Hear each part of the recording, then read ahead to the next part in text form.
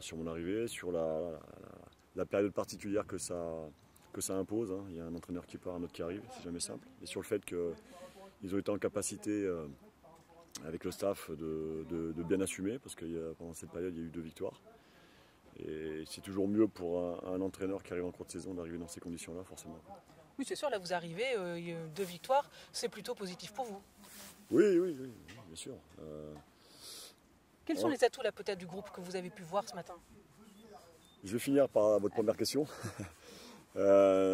Souvent dans les changements de cours de saison, c'est vrai qu'on arrive dans des conditions un peu plus délicates. Là, c'est pas le cas, donc c'est-à-dire qu'il y a une vraie base de travail, c'est important pour moi. Et il va y avoir une forme de continuité forcément.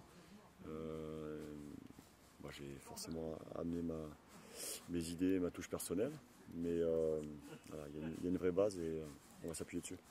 Alors vous les sentez comment? Eux, qu'est-ce qu'ils vous disent là? Non, mais vous savez, quand vous êtes sur bon, c'est une petite série, mais c'est une série quand même de 2 victoires consécutives.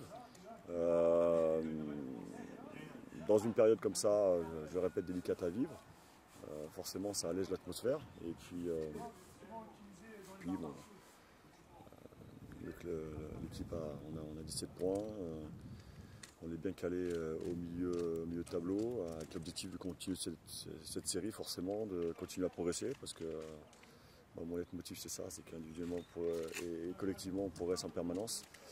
Et voilà, on s'attaque à une série de 3 matchs, d'abord avec le PFC, et c'est celui-là qui compte pour l'instant, voilà, qu'on va aborder de façon sereine et déterminée. Et puis vous les connaissez bien? Je les connais un petit peu, ouais, forcément. Vous arrivez avec un staff que vous connaissez, ça aussi c'était important. En tout cas c'est plus facile pour la mise en route, non? Oui, c'est important, bien sûr. Des fois on arrive avec des gens qu'on amène avec soi. Là en l'occurrence il y avait déjà un staff en place. Dans le staff, il y a Nico que j'ai eu comme joueur à Boulogne et avec qui j'étais en contact. Il y a Pascal qui en a joué il y a quelques années maintenant.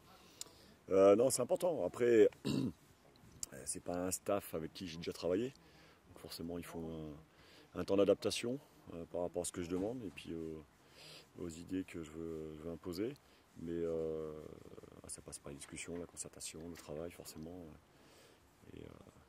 Mais il y a une base de travail au départ ici, donc c'est important de pouvoir s'appuyer là-dessus. On vous a fixé des objectifs du coup? Non, pas spécialement. Non, enfin, je me fixe, enfin, j'attends pas qu'on me fixe des objectifs. Et des objectifs, voilà, moyen, long terme, ils sont souvent fixés par les objectifs à court terme. Et puis, je veux qu'on reste là-dessus, match par match. Je veux qu'on se donne les moyens, qu'on soit très ambitieux chaque jour à l'entraînement. Et surtout sur le match qui suit. Donc, en l'occurrence, ce sera le PFC. Et se donner les moyens d'être ambitieux, pas juste être ambitieux par la parole, c'est important.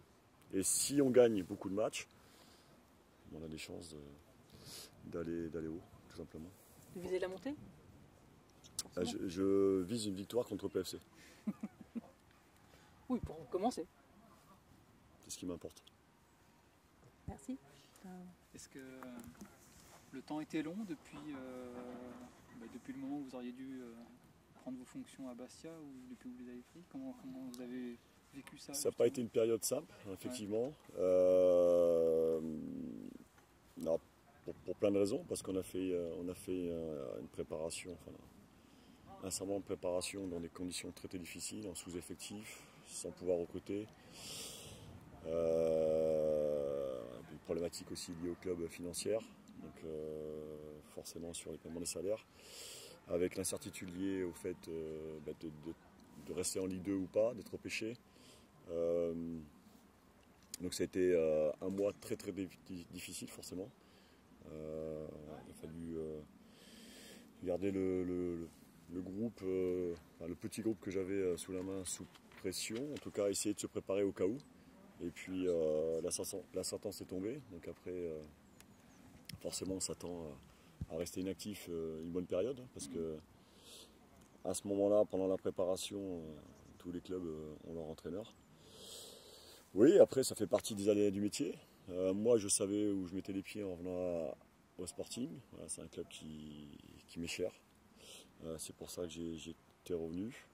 Je savais aussi que la situation n'était pas facile, parce qu'au moment où j'y retourne, le club est rétrogradé en national en attendant l'appel de la DNCG. Je ne pensais pas que c'était à ce point-là. Personne ne pensait que c'était à ce point-là. Et puis après, bon, forcément, c'était la douche froide pour tout le monde parce que c'est un club qui représente énormément en Corse, qui est plus qu'un club, voilà, qui est un club historique qui est aimé par tous les Corses. Donc là, pour vous, c'était c'est une très belle opportunité là d'arriver ici.